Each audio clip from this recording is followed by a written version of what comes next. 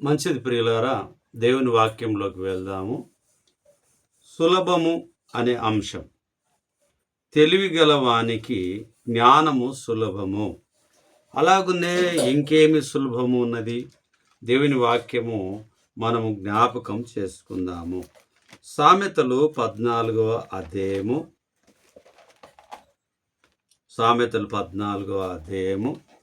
మనం చూసినప్పుడు 6వ వచనాన్ని మనం చూసినప్పుడు, అపహాసకుడు జ్ఞానము వెతుకుట వ్యర్థము, తెలివిగల వానికి జ్ఞానము సులభము. అపహాసకుడు జ్ఞానం వెతుకుట వ్యర్థము, తెలివిగల వానికి జ్ఞానము సులభము. ఒకవేళ అపహాసకుడు జ్ఞానాన్ని వెతికినా అది సాధ్యము కాదని చెప్పి గుర్తు చేయబడుతూ ఉన్నది. మరి ఇందులోనే మనం చూసినప్పుడు 7వ వచనాన్ని చూస్తే, బుద్ధిహీనుని ఎదుట నుండి వెళ్ళిపోము, జ్ఞానవచనములు వాని యందు కనబడవు గదా. జ్ఞానవచనములు వాని యందు కనబడవు గదా. 8, తమ ప్రవర్తనను కనిపెట్టి ఉండుట వివేకుల జ్ఞానమునకు లక్షణం. మరి చాలా సులభమైనటువంటి విషయం 6వ వచనంలో చూస్తే, అపహాసకుడు జ్ఞానం వెతుకుట వ్యర్థము, తెలివిగలవానికి జ్ఞానము సులభము అనేటటువంటి విషయాన్ని, సులభము అనే అంశం ద్వారా మనము జ్ఞాపకం చేసుకుంటూ ఉన్నాం. 19వ అధ్యాయము మత్తయి సువార్తకు వెళ్దాము. 19వ అధ్యాయము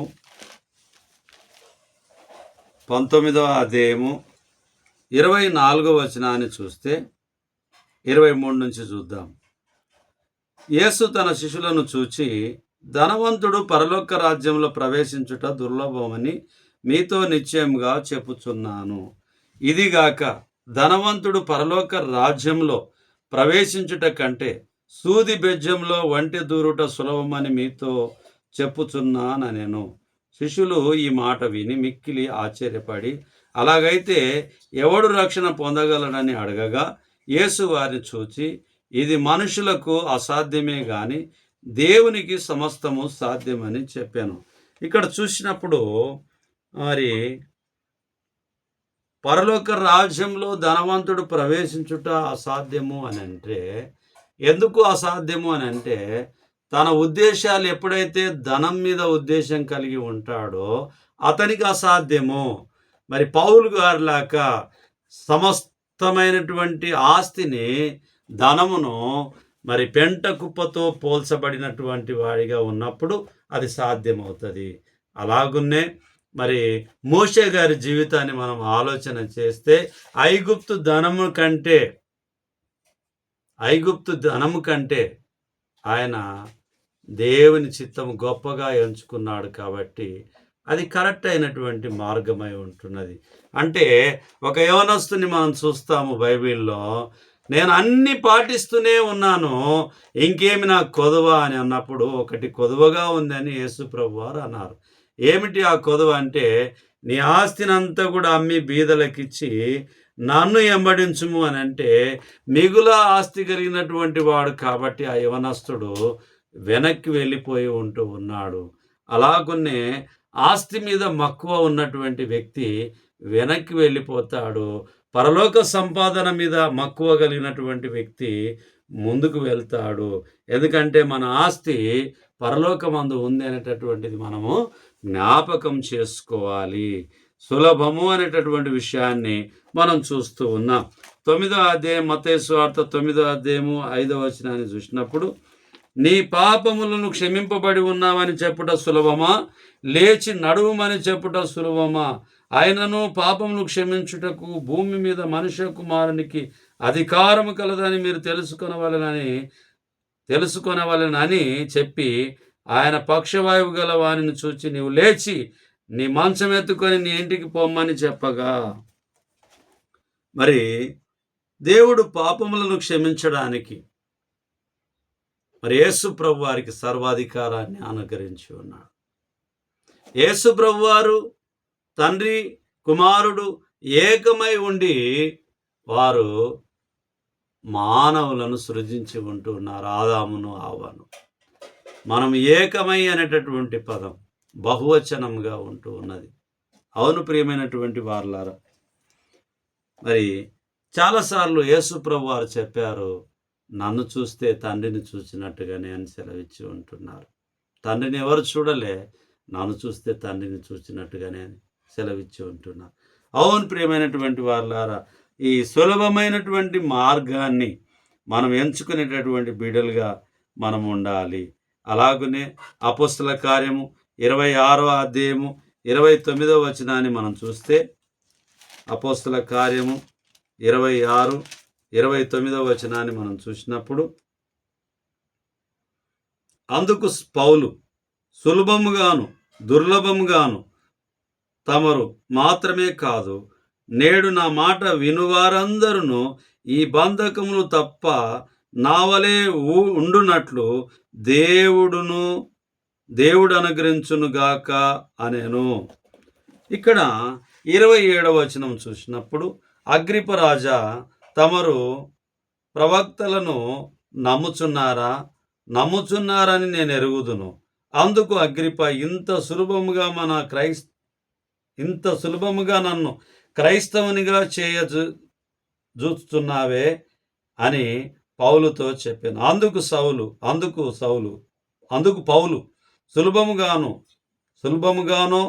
దుర్లభముగానో తమరు మాత్రము కాదు, నేడు నా మాట విను వారందరూ ఈ బంధకములు తప్ప నా వలె ఉండునట్లు దేవుడు అనుగ్రహించును గాక అనెను. ఎందుకు అనంటే, ఈ పాపం అనేటటువంటి బంధకం, దేవునికి అవిధేయత కలిగినటువంటి బంధకం, అందులో నుంచి బయటపడాలని సులభమైనటువంటి మార్గంలో మరి మనం ముందుకు కొనసాగాలని చెప్పి దేవుని వాక్యంలో ఉన్న పాఠ్యాన్ని మనము గమనిస్తూ ముందుకు కొనసాగుతూ ఉంటున్నాం. యాకోబు పత్రికకు వెళ్దాం ప్రియులారా. యాకోబు పత్రికకు వెళ్దాము.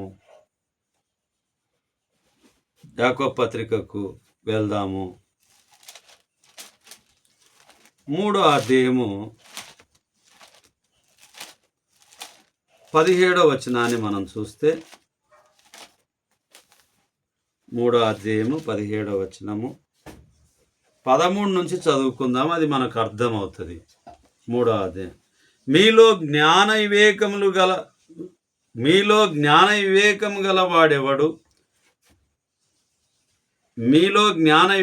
గలవాడెవడు?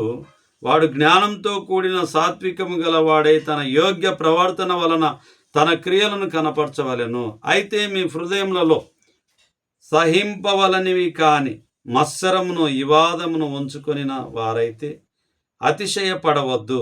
సత్యమునకు విరోధంగా అబద్ధం ఆడవద్దు. ఈ జ్ఞానం పైనుండి దిగి వచ్చినది కాక భూ సంబంధమైనదియు ప్రకృతి సంబంధమైనదియు దయ్యముల జ్ఞానం వంటిదియు నై ఉన్నది. ఏలయనగా మత్సరమును వివాదమును ఎక్కడ ఉండునో అక్కడ అల్లరియు ప్రతి నీచ కార్యము ఉండును. అయితే పైనుండి వచ్చు జ్ఞానం మొట్టమొదట పవిత్రమైనది, తర్వాత సమాధానకరమైనది, మృదువైనది, సులభముగా లోబడినది, కనికరముతోనూ మంచి ఫలములతోనూ నిండుకొనినదై పక్షపాతమునైనను వేషధార అయినను లేనిదియునై ఉన్నది అనేటటువంటిది జ్ఞాపకం చేసుకోవాలి. సులభమైనటువంటిదిగా మనకు లభిస్తున్నప్పటికీ వాటిని మనం పొందుకోలేకపోతే, అల్లరితో కూడినటువంటి ఆటపాటల్లో మనం ఉంటే మనకు లాభకరమైనది ఏది లేదు అనేటటువంటిది జ్ఞాపకం చేసుకుంటూ ఉంది దేవుని వాక్యం ప్రియులారా. అలాగునే మార్కు సువార్త 2వ అధ్యాయము 9వ వచనాన్ని మనం చూస్తే, మార్కు సువార్త 2వ అధ్యాయము 9వ వచనాన్ని మనం చూద్దాము. ఈ పక్షవాయువు గల వానితో నీ పాపములు క్షమింపబడి ఉన్నావని చెప్పుట సులభమా? నీవు లేచి నీ పరుపెత్తుకొని నడువుమని చెప్పుట సులభమా? అయితే పాపమును క్షమించుటకు భూమి మీద మనుష్య కుమారునికి అధికారం కలదని మీరు తెలుసుకొనవలెనని వారితో చెప్పి పక్షవాయువు గల వానిని చూచి నీవు లేచి నీ పరుపెత్తుకొని ఇంటికి పొమ్మని నీతో చెప్పుచున్నానను. తక్షణమే వాడు లేచి పరుపెత్తుకొని వారందరి ఎదుట నడిచిపోయాను గనక వారందరూ విభ్రాంతి నొంది మనమిలాంటి కార్యములను ఎన్నడూ చూడలేదని చెప్పుకొనుచు దేవుణ్ణి మహిమపరచరి.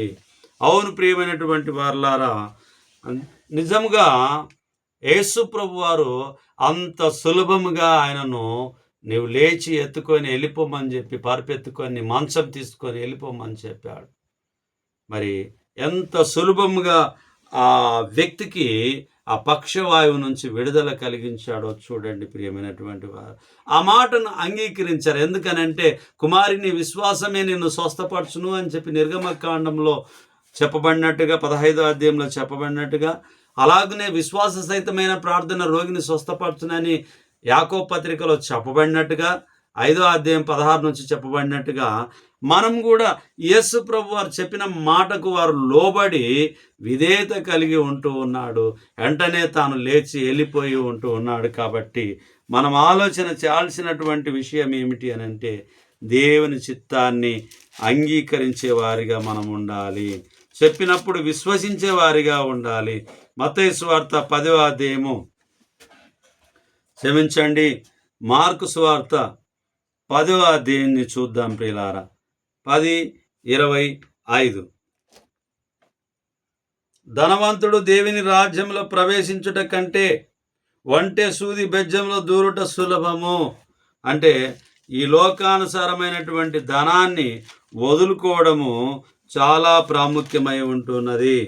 మార్కు సువార్త 5వ అధ్యాయము 23, లూకా సువార్త 5వ అధ్యాయము 23వ వచనాన్ని చూద్దాం. లూకా సువార్త మార్కు సువార్త అని చెప్పాను. లూకా సువార్త 5వ అధ్యాయము 23వ వచనాన్ని మనం చూద్దాం ప్రియులారా. 23 నీ పాపములు క్షమింపబడి ఉన్నావని చెప్పుట సులభమా, నీవు లేచి నడుమని చెప్పుట సులభమా. మరి యేసు ప్రభు వారి మాటలు నిజమే సులభమైనటువంటి మాటలు. మరి సున్నితముగా వారికి వివరిస్తూ ఉంటున్నాడు, చెప్తూ ఉంటున్నాడు. సర్వాధికారం నాకు ఇవ్వబడిందని గుర్తు చేస్తూ ఉంటున్నాడు. కాబట్టి అలా గుర్తించుకొని మనం లోబడి జీవించే వారిగా మనం ఉంటూ ఉన్నాం. మరియు 16వ అధ్యాయానికి వెళ్తే లూకా సువార్త 16వ అధ్యాయం చూసినప్పుడు 16-17 చూసినప్పుడు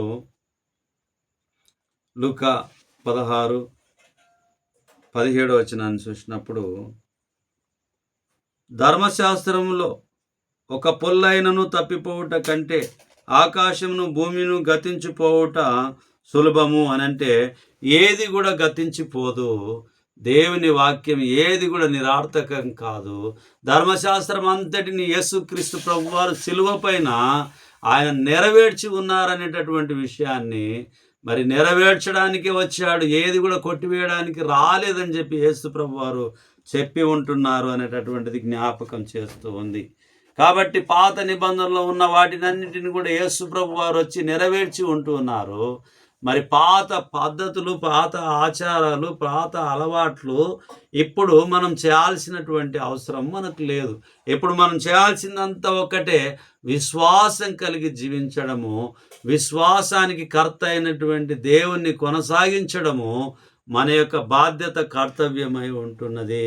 విశ్వాసం లేకుండా దేవునికి ఇష్టడై ఉండుట అసాధ్యము అని చెప్పి దేవుని వాక్యం గుర్తు చేస్తుంది. కాబట్టి విశ్వాసానికి కర్త అయినటువంటి క్రీస్తు వైపు ఉండి మరి సులభమైనటువంటి మార్గంలో మనం ప్రయాణం చేయాల్సిందిగా ప్రభునామమున మనవి చేస్తున్నాం.